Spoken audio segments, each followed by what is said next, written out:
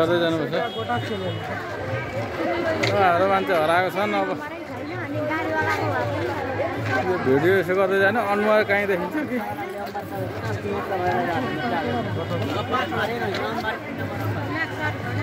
ल है गाइजहरू, रामधुनी मेला यो चाहिँ हाम्रो बाला चतुर्दशी विशेष मेला लाग्छ।